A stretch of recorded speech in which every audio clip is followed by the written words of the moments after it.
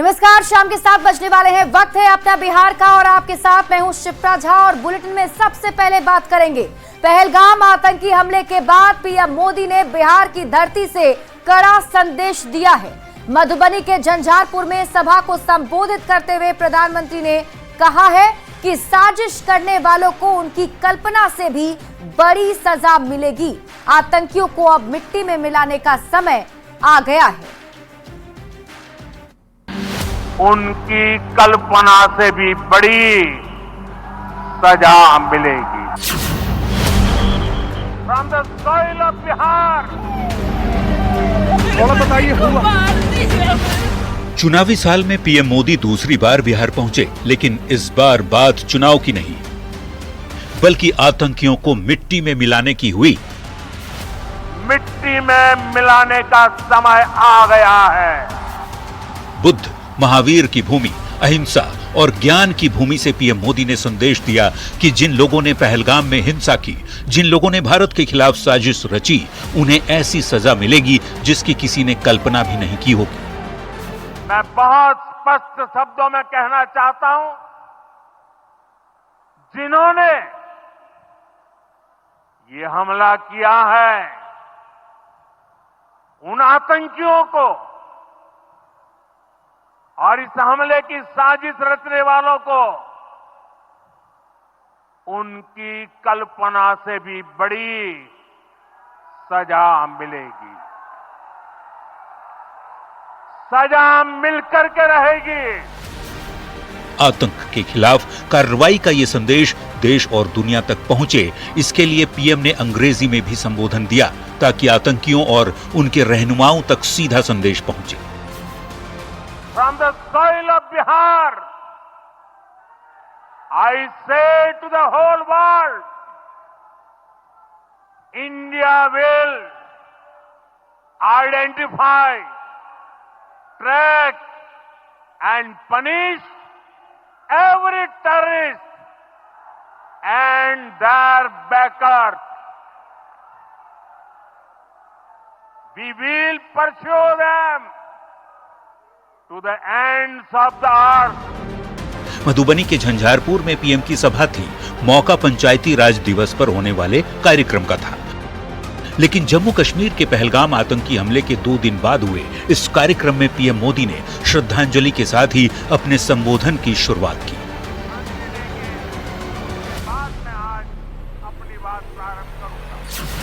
PM ने कहा कि आतंकियों ने मासूम देशवासियों को जिस बेरहमी से मारा है, उससे पूरा देश दुखी है। किसी ने अपना बेटा खोया, किसी ने अपना भाई खोया, किसी ने अपना जीवन साथी खोया। 140 करोड़ भारतीयों की इच्छा शक्ति अब आतंक के आकाओं की कमर तोड़ कर रहेगी। अब आतंकियों की बची खुची जमीन को भी मिट्टी में मिलाने का समय आ गया है। उरी और पुलवामा का बदला पूरा विश्व देख चुका है। अब बारी पहलगाम के गुनहगारों को सजा देने की है, जिन लोगों ने 27 बेगुनाहों का खून बहाया है। न्यूज़ 18 के लिए मधुबनी से शैलेंद्र के साथ ब्यूरो रिपोर्ट।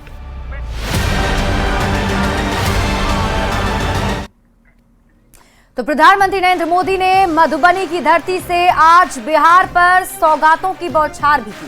पीएम ने झंझारपुर से 13 लाख परिवारों को 13,500 करोड़ की योजनाओं का तोहफा दिया, जिससे बिहार विकास की राह पर तेजी से आगे बढ़ सके।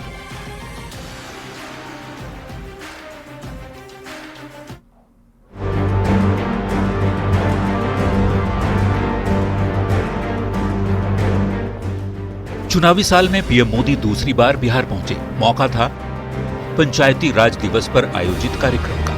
झंझारपुर के विदेश्वर मैदान में बड़ा मंच सजा। इसी मैदान से पीएम मोदी ने बिहार को करोड़ों रुपए की सौगात दी। गरीबों को उनके आशियाने की चाबी दी गई, ट्रेनों को हरी झंडी दिखाई गई और विकास कार्यों का शुभारंभ किया गया। पीएम मोदी ने कहा कि विकसित भारत के लिए विकसित बिहार का होना बेहद जरूरी है।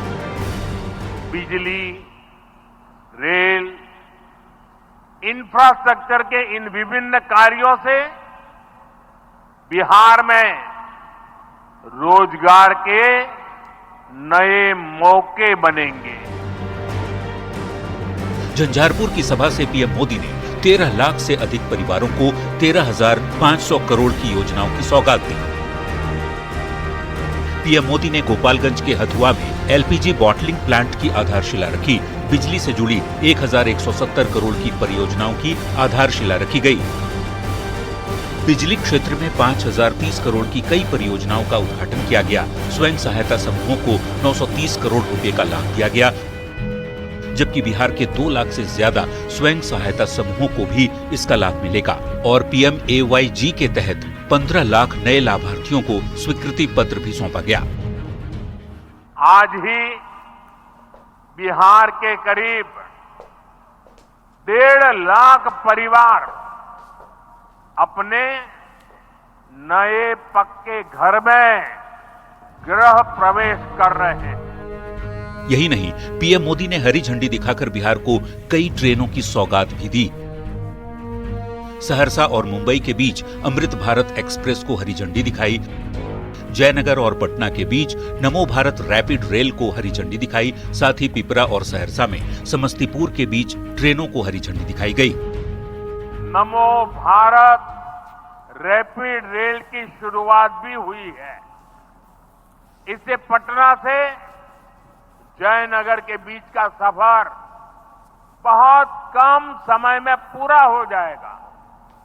समस्तीपुर, दरभंगा, मधुबनी और बेगूसराय के लाखों लोगों को नमो भारत रैपिड रेल से मदद मिलेगी। इससे पहले भी इसी साल प्रधानमंत्री नरेंद्र मोदी बिहार के भागलपुर पहुंचे थे।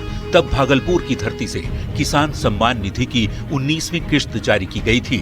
अब मधुबनी की धरती से सौगातों की बौछार कर पीएम मोदी ने एनडीए के लिए मास्टर स्ट्रोक खेल दिया है। मधुबनी से संवाददाता शैलेंद्र के साथ ब्यूरो रिपोर्ट, न्यूज़ 18।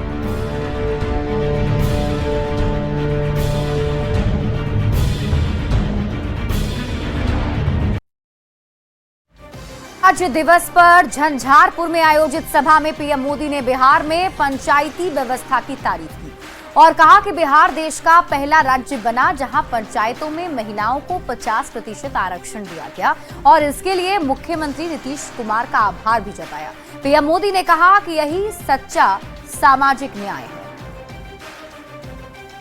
बिहार देश का पहला राज्य था जहां महिलाओं को इनमें 50% आरक्षण की सुविधा दी गई और इसलिए मैं नीतीश जी का अभिनंदन करता हूं।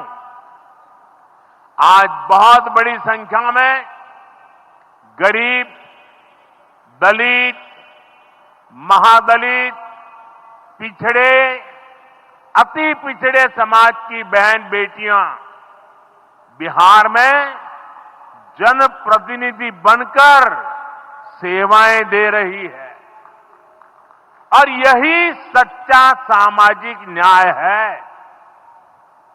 यही सच्ची सामाजिक भागीदारी है। मुख्यमंत्री नीतीश कुमार ने बिहार की पंचायती राज व्यवस्था पर कहा कि बिहार पहला राज्य है जहां पंचायती राज व्यवस्था में महिलाओं को 50% आरक्षण की व्यवस्था की गई है।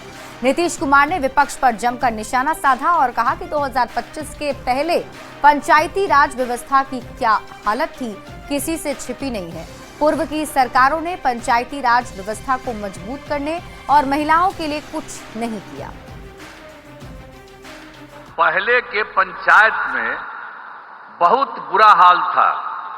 कहीं वो लोग कोई काम नहीं करते थे, बुरा हाल था। जब हम लोगों की एनडीए की सरकार बनी तो वर्ष 2006 में हम लोगों ने पंचायती राज और वर्ष 2007 में नगर निकायों को के कानून को संशोधन किया गया। अब आप जानते हैं जिसमें महिलाओं के लिए हम लोगों ने दोनों जगहों पर 50% आरक्षण किया। अब कितनी बड़ी संख्या में महिलाओं का हो रहा है। ये लोग कभी कोई महिला को किए थे, किसी के लिए कोई काम किए थे? किसी के लिए कोई काम नहीं हुआ था। तो आप जान लीजिए समाज में चुनाव करने की व्यवस्था की गई। अब तक तो जो हम लोगों ने किया, आप जानते हैं पंचायती राज और नगर निकाय का उसका 4 चुनाव हो चुका है और पंचायतों को विकास के काम कराने की जिम्मेदारी दी गई है। तो पंचायती राज दिवस पर मधुबनी के झंझारपुर में पीएम मोदी के कार्यक्रम को लेकर केंद्रीय पंचायती राज मंत्री ललन सिंह ने पीएम मोदी का आभार जताया। ललन सिंह ने कहा कि पंचायती राज दिवस पर बिहार में पीएम का कार्यक्रम और उनका यहां ये दिखाता है कि प्रधानमंत्री पंचायती राज व्यवस्था को मजबूत करने को लेकर कितने गंभीर हैं।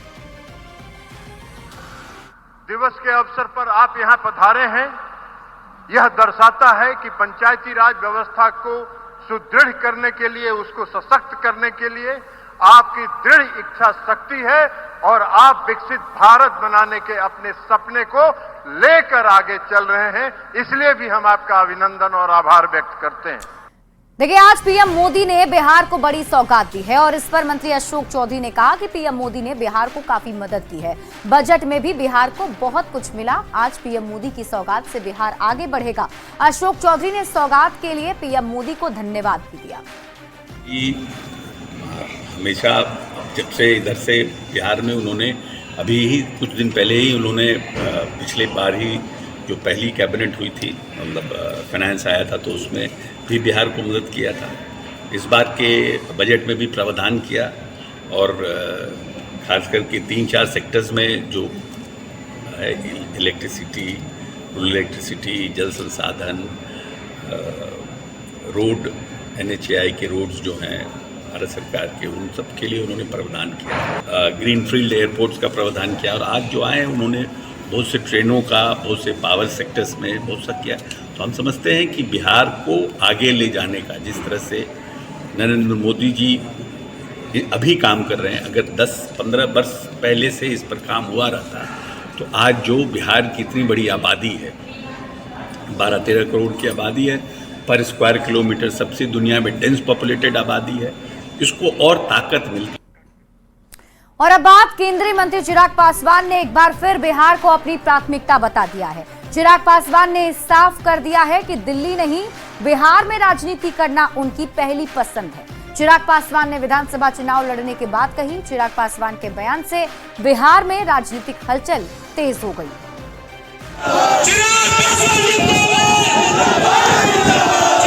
बिहार फर्स्ट, बिहारी फर्स्ट की सोच के साथ मैं राजनीति में आगे बढ़ रहा हूं, तो ऐसे में मेरी प्राथमिकता हमेशा से मेरा प्रदेश, मेरा बिहार रहा है और इस भूमिका को मैं जल्द ही निभाना भी चाहूँ। बिहार मुझे बुला रहा है। केंद्रीय मंत्री चिराग पासवान के इस बयान पर सियासी खलबली मची हुई है। अब चिराग ने न्यूज़ 18 से बातचीत में बिहार को लेकर बड़ा बयान दिया है। चिराग ने बिहार को एक बार फिर अपनी पहली प्राथमिकता बताई।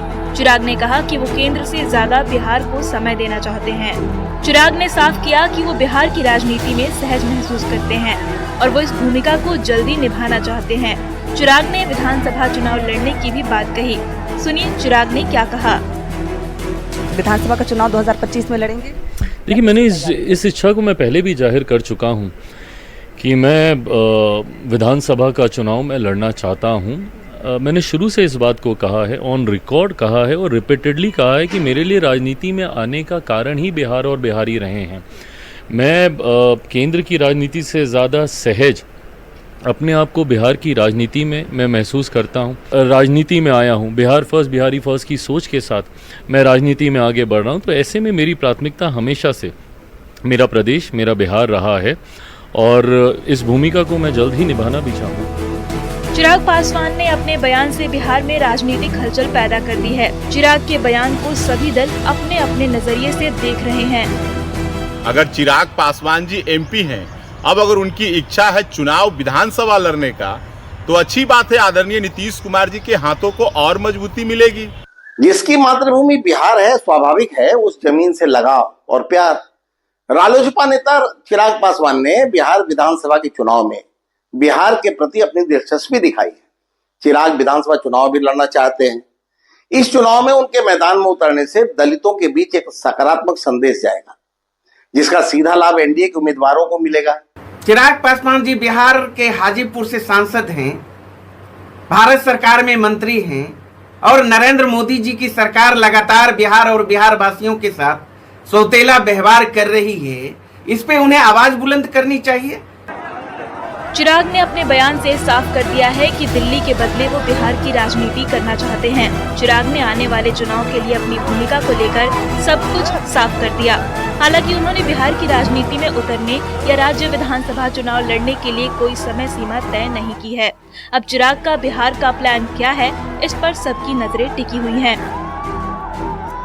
न्यूज़ 18 के लिए पटना से संवाददाता विनीता मिश्रा के साथ रजनीश कुमार की रिपोर्ट। और अब बात करेंगे पटना में हुए महागठबंधन की बैठक की। पटना के कांग्रेस मुख्यालय सदाकत आश्रम में महागठबंधन की बैठक हुई, जिसकी अध्यक्षता नेता प्रतिपक्ष तेजस्वी यादव ने की।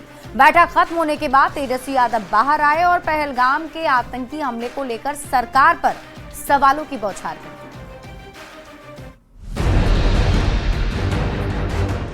पटना के सदाकत आश्रम में आज महागठबंधन के सभी दलों का जुटान हुआ। करीब 2 घंटे तक बंद कमरे में सभी दलों ने बातचीत की। बैठक खत्म होते ही तेजस्वी यादव ने प्रेस कॉन्फ्रेंस की और बताया कि बैठक में पहलगाम में जान गंवाने वाले लोगों के लिए मौन रखा गया। साथ ही ये भी बताया कि शुक्रवार को महागठबंधन के सभी दल पटना के इनकम टैक्स से डाक बंगला तक कैंडल मार्च करेंगे और फिर केंद्र सरकार पर जमकर निशाना साधा। उन्होंने कहा कि पहलगाम की घटना में इंटेलिजेंस फेलियर था। इस घटना की किसी न किसी को जिम्मेदारी लेनी चाहिए। और वो हाई लेवल सिक्योरिटी जोन में ऐसी घटना, और वो जो सड़क है वो कच्चा सड़क है, कई घंटे लगता है ऊपर जाने में, हथियार लेकर के जाना, बल्कि हर जगह चेक पॉइंट्स है, हर जगह आर्मी तैनात रहती है, सेना तैनात रहती है। फिर भी अगर इतनी बड़ी घटना हो जाती है तो किसी न किसी को जिम्मेवारी लेनी चाहिए। वहीं सीएम फेस पर पूछे गए सवाल को टालते हुए उन्होंने कहा कि सीएम फेस पर पिछली बैठक में भी बात हो गई थी। जो चालाक है वो समझ गया, जो नहीं है वो नहीं समझा। हमारे यहाँ जो नाम होगा वही चुनाव के बाद भी होगा। वो पिछली बैठक में स्पष्ट कर दिया गया था। जो होशियार है समझते हैं, जो बेवकूफ है वो बेवकूफ रहेंगे। अब आप लोग तय कर लो। महागठबंधन की दूसरी बैठक में भी बिहार चुनाव को लेकर कोई ठोस फैसला नहीं लिया गया। अब 4 मई को महागठबंधन की तीसरी बैठक होने वाली है, जिसमें सभी पार्टियों के जिलाध्यक्ष शामिल होंगे। 4 मई को महागठबंधन की एक महत्वपूर्ण बैठक होगी, जिसमें महागठबंधन में शामिल सभी पार्टियों के जिलाध्यक्ष शिरकत करेंगे और इसमें कई महत्वपूर्ण फैसले आगामी विधानसभा चुनाव को लेकर किए जाएंगे। कैमरा पर्सन अजय दुबे के साथ संजय कुमार, न्यूज़ 18 पटना। बढ़ते हैं आगे। कांग्रेस विधायक दल के नेता शकील अहमद खान ने महागठबंधन की बैठक को महत्वपूर्ण बताया और उन्होंने कहा कि आज की बैठक में आतंकवाद पर भी खास तौर पर चर्चा हुई और केंद्र सरकार से महागठबंधन की तरफ से 10 सवाल पूछे गए। उन्होंने बताया कि अगले 4 मई को फिर से महागठबंधन की अगली बैठक बुलाई गई है, जिसमें कई मुद्दों पर अहम चर्चा हुई। अब यह कि कुछ प्रश्न हैं महागठबंधन बिहार का, और प्रश्न यह है कि यह इतनी बड़ी आतंकवादी घटना हुई, इतने लोग हमारे शहीद हो गए, तो यह चूक कैसे हुई? कोई पुलिस वहां थी नहीं, सुरक्षा कर्मी नहीं थे। यही सवाल किया गया और 10 प्रश्न हम लोगों ने पूछे हैं महागठबंधन में। जी 4 मई को फिर से बैठक होगी महागठबंधन। 4 मई को महागठबंधन के जितने भी पार्टियां, सबके जिला अध्यक्ष, जितने भी एमएलएज हैं, एमपीज हैं, जनरल सेक्रेटरीज हैं, सभी लोग यहाँ बैठेंगे ताकि आने वाले महागठबंधन की एक महत्वपूर्ण बैठक कांग्रेस पार्टी मुख्यालय सदाकत आश्रम में हुई और आज एक बार फिर से सीएम फेस के सवाल पर तेजस्वी यादव ने जवाब दिया है। उन्होंने कहा कि सीएम फेस को लेकर महागठबंधन में असमंजस की स्थिति नहीं है और जो सीएम फेस तय होगा वह चुनाव के बाद भी होगा। उन्होंने एनडीए पर सवाल खड़ा किया और उन्होंने कहा कि एनडीए में यह तय नहीं है कि चुनाव परिणाम के बाद सीएम फेस कौन होगा। उन्होंने कहा कि पिछली बैठक जो महागठबंधन की हुई थी राष्ट्रीय जनता दल के कार्यालय में, वहीं पर यह तय हो गया था कि सीएम फेस कौन होगा और जो चालाक हैं वो इस बात को समझ गए हैं। उन्होंने कहा कि 4 मई को महागठबंधन की एक महत्वपूर्ण बैठक होगी, जिसमें महागठबंधन में शामिल सभी पार्टियों के जिलाध्यक्ष शिरकत करेंगे और इसमें कई महत्वपूर्ण फैसले आगामी विधानसभा चुनाव को लेकर किए जाएंगे। कैमरा पर्सन अजय दुबे के साथ संजय कुमार, न्यूज़ 18 पटना। नेता प्रतिपक्ष तेजस्वी यादव आरजेडी के पंचायती राज कार्यक्रम में शामिल हुए। तेजस्वी यादव ने इस दौरान एनडीए सरकार पर जमकर हमला बोला। तेजस्वी ने कहा कि सरकार ने पंचायतों के अधिकार छीन लिए हैं। तेजस्वी यादव ने एक बार फिर नीतीश सरकार को खटारा सरकार बताया है। आप लोग अपने पंचायत में जाकर के लोगों को जोड़ने का काम करें और इस बार 25 के चुनाव में एनडीए सरकार को उठा करके फेंकने का काम करें। 20 साल पुरानी एक खटारा सरकार, खेती बाड़ी करने वाले लोग जानते हैं एक ही बनाने का बीज अगर रोपिएगा खेत में 20 साल तक तो जमीन बंजर हो जाता है, फसल नहीं आता। अब समय आया नया बीज रोपने का ताकि अच्छा फसल आए और आने वाले नस्लों का भी भविष्य बेहतर बने।